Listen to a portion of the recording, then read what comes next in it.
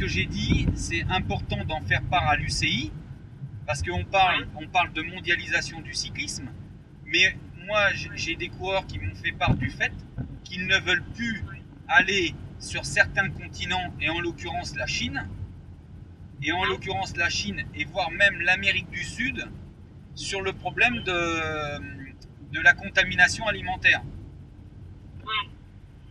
Parce qu'il faut savoir qu'aujourd'hui, vous prenez des Kazakhs, vous prenez des Russes, personne ne peut les défendre à part le CPA. Ils n'ont pas d'association nationale. Vous, aujourd'hui, vous rencontrez un problème, vous vous tournez vers qui? Voilà. Un étranger qui n'a pas de syndicat national, il se tourne vers qui? Vers le CPA.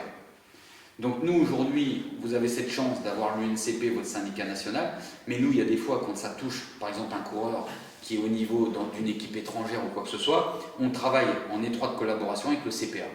C'est important. Donc c'est important. Donc en l'occurrence, la semaine dernière, il y a eu une élection de la vice-présidence où j'ai été élu. C'est important pour nous. Ça nous permet d'avoir un pied au niveau international et qu'à un moment donné, quand il y a des dossiers à défendre, c'est important de pouvoir être là où ça se passe pour défendre ces dossiers. Le CPA, c'est important, c'est là où ils sont gérés, le fonds de solidarité. Le fonds de solidarité, qu'est-ce que c'est? Vous savez? Pour la reconversion. Ouais. La reconversion. Ça permet d'avoir quoi?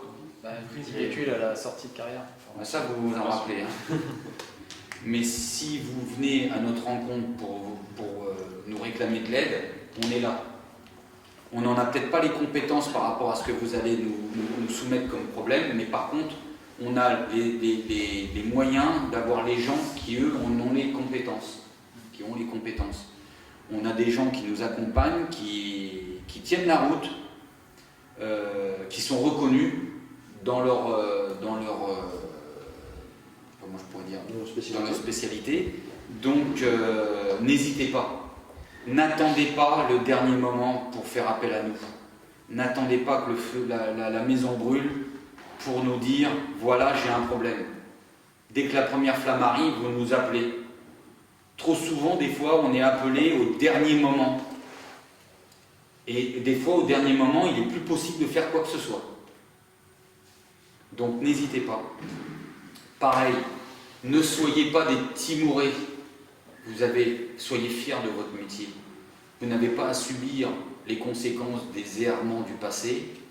Je veux dire, vous n'avez pas à vous prosterner vis-à-vis d'un certain nombre de choses ou des propos qu'on puisse tenir par rapport à votre corporation.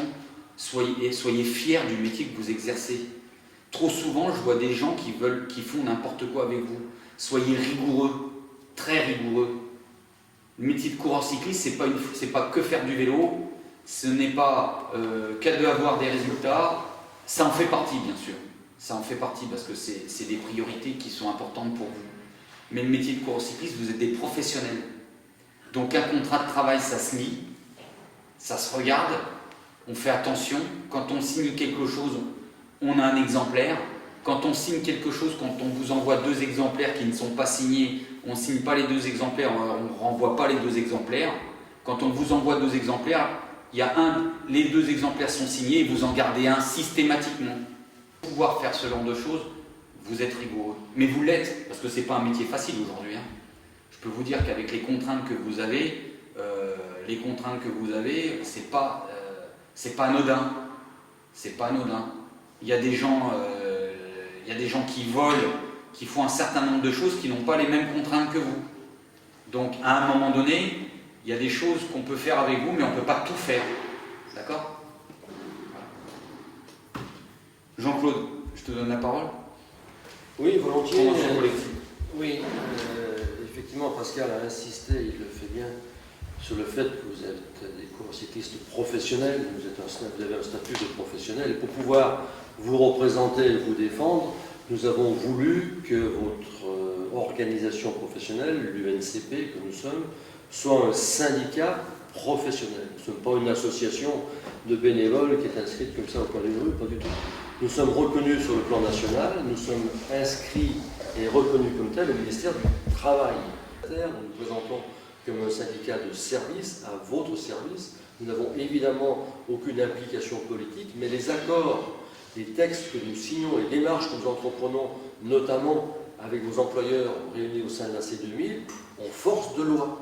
À partir du moment où nous avons conclu un accord collectif qui est quelque part ici, quand nous signons des salaires minimums, des choses comme ça a force de loi. C'est-à-dire que les tribunaux reconnaissent notre existence et nos engagements. Et donc, puisqu'on l'évoque, nous avons signé il y a quelques années de cela, c'était en 2006, une convention collective qui en fait s'appelle un accord collectif des coureurs cyclistes professionnels, qui est le document qui est ici, déposé, je le disais, au ministère du Travail, partout où il doit être, et qui est la Bible de vos droits. Parce que si Pascal a évoqué à juste titre quels étaient vos devoirs en qualité de coureur quand vous êtes sur le vélo, mais aussi tout au long de votre vie professionnelle, si vous avez des devoirs, vous avez aussi des droits. Ces droits, nous avons voulu qu'ils soient écrits dans un document, c'est cet accord collectif qui a été déposé au ministère du Travail, et qui existe, qui a donc le mérite d'écrire toutes vos conditions de travail, vos obligations et aussi vos droits. Alors ce soir, le président de l'UNCP vous rend visite. Qu'est-ce que vous attendez, vous, les coureurs de l'UNCP ? Écoutez, on attend qu'il nous représente correctement au niveau international suite à l'élection de Pascal au Conseil international. Donc voilà, on leur fait quand même relativement confiance, parce que c'est une équipe de passionnés, des gens qui sont là depuis longtemps, qui savent de quoi ils parlent, la plupart ont été coureurs. Donc voilà, on leur donne toute notre confiance à ce niveau-là et on espère que leur voix sera entendue sur les plus hautes instances. Bien, alors tu ne comptes pas arrêter ta carrière de suite, mais est-ce que tu penses déjà à ta reconversion ? Oui, effectivement, la carrière commence juste pour moi, donc je préfère continuer un petit peu.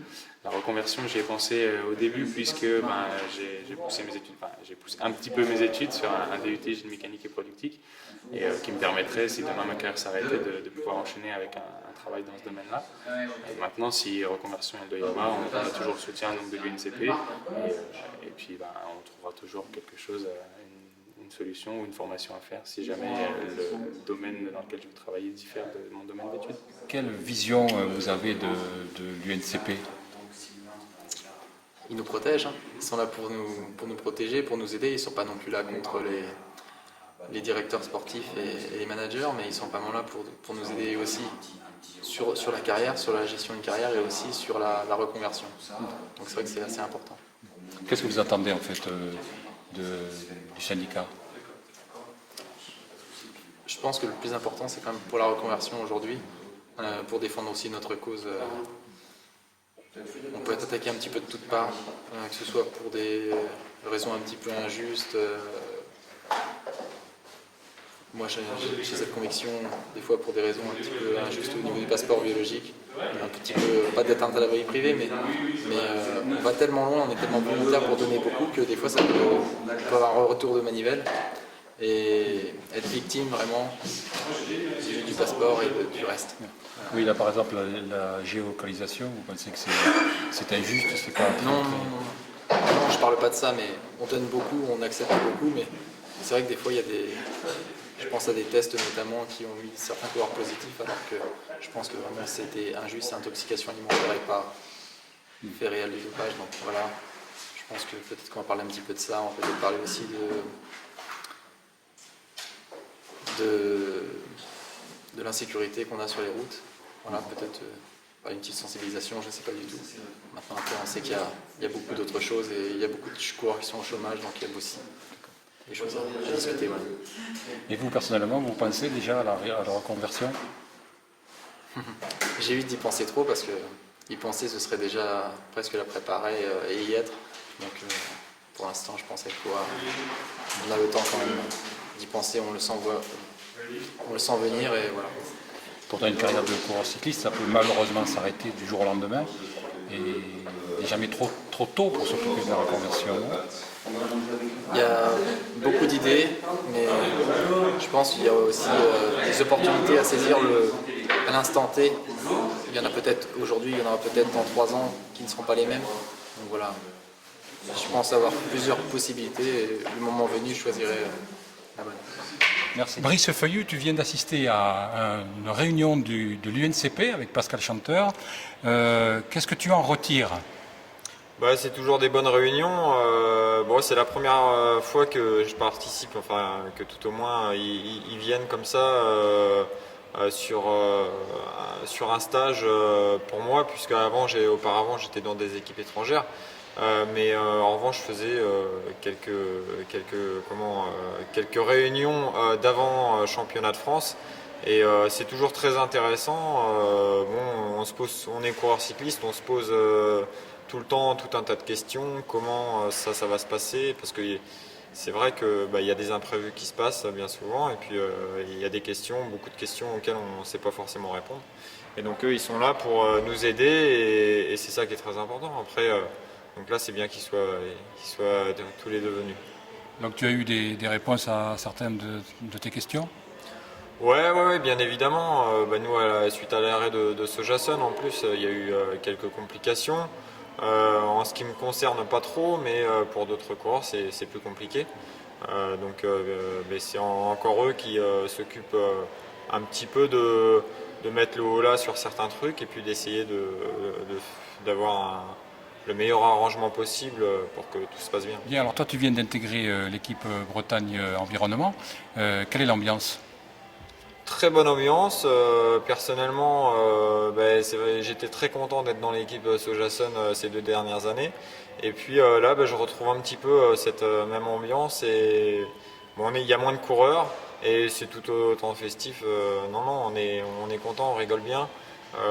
Reste maintenant à aller chercher des gros résultats et puis pour pousser l'équipe vers le haut et puis après d'être sélectionné sur les plus belles courses puisqu'on est une équipe Continental Pro et on joue sur les invitations et on espère avoir de très belles invitations.